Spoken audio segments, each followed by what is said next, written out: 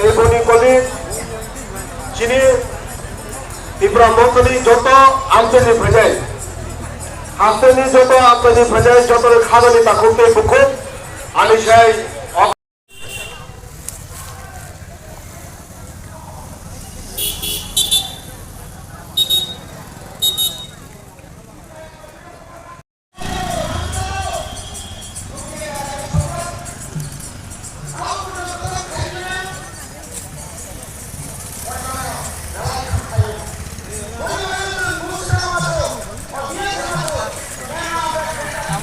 সময় ওইখান পূর্ণাঙ্গ তার সকাশে মুক্তি বাগানে